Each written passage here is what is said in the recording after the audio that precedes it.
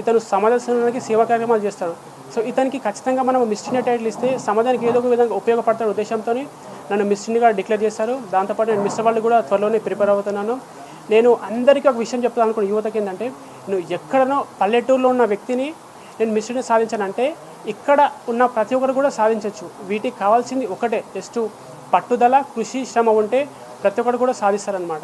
మా అమ్మ ఎప్పుడు అంటూ ఉండేది, మనం ఏ పని చేసినా 10 మందికి సహాయంగా ఉండాలి, లేదంటే 10 మందికి ఆదర్శంగా ఉండాలిరా, అంతేగాని మనం మందకు ఒకరిలో ఉండొద్దు, మందకే నాయకునిగా ఉండాలి. ఎప్పుడు కూడా మన గురించి 10 మంది చెప్పుకునేలా ఉండాలి, 10 మంది మన గురించి తక్కువ అనుకోకూడదని అంటదన్నమాట. సో నేను మా అమ్మ నాన్న ఉద్దేశంతో వాళ్ళ యొక్క కళ కోసం నేను మిస్ ఇండియా సాధించాను. అదేవిధంగా రాబోయే రోజుల్లో మా రక్ష ఫౌండేషన్ ఆధ్వర్యంలో నేను అనేక సేవా కార్యక్రమాలు కూడా ముందుకు నడిపిస్తాను. ఈ మిస్ ఇండియా టైటిల్ సాధించడం ద్వారా నాకేంటంటే బాధ్యత మరింత పెరిగింది. సో నేను రాబోయే రోజులలో ఒక మంచి స్థానంలో ఉండి సేవా కార్యక్రమాలు ఇంకా చాలా కొనసాగించాలనుకుంటున్నాను. నేను ఇప్పుడు నార్మల్గా ఉన్న వ్యక్తి సేవా కార్యక్రమాలు చేస్తే కొందరికి తెలియవచ్చు, కొందరు తెలియకపోవచ్చు, కొందరు రాకపోవచ్చు.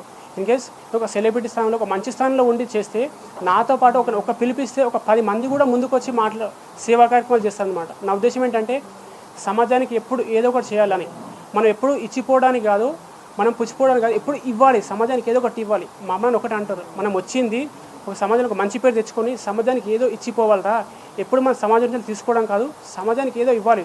మనం సేవా కార్యక్రమాలు చేయొచ్చు, బ్లడ్ డొనేషన్ లాంటివి కానీ, ఫుడ్ అన్నదానం కానీ, ఏదో ఒకటి చేయాలి. అంటే సమాజానికి ఏదో ఒకటి చేయాలి ఉద్దేశంతో నేను మిస్ ఇండియా సాధించి దీని ద్వారా మరీ ముందు రోజుల్లో సేవా కార్యక్రమాలు ఎన్నో చేస్తాను. ఇక అందరికీ థ్యాంక్ యూ సో మచ్. ఈ మిస్ ఇండియా కాంపిటీషన్స్లో ఫస్ట్ మనకు స్టేట్ వైజ్ కండక్ట్ చేస్తారు. అన్ని స్టేట్లలో యునైటెడ్ టెరిటరీస్ కండక్ట్ చేస్తారు. అక్కడ ఆడిషన్స్ తర్వాత స్టేట్ వైజ్ ఒకరు సెలెక్ట్ చేస్తారు. అక్కడ సెలెక్ట్ చేసిన తర్వాత మనకు ఫైనల్స్కి 36-37 మంది పార్టిసిపేట్ చేస్తారు మన గోవాలో. అక్కడ అన్ని రాష్ట్రాల నుంచి వెళ్ళి చాలామంది వచ్చారు. కాంపిటీషన్ కూడా చాలా అద్భుతంగా ఉండే. నేను భగవంతుని దయ వల్ల, అదేవిధంగా నా యొక్క కృషి, మా అమ్మ నా యొక్క ఆశీర్వాదం వల్ల మిస్ ఇండియా టైటిల్ సాధించాను.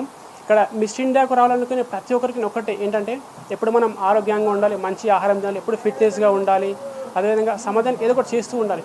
మనము ఇతరులకు సహాయం చేస్తే ఈరోజు కాకపోవచ్చు, రేపైనా సరే భగవంతుడు మనకు ఏదో రూపంలో సహాయం చేస్తాడనమాట.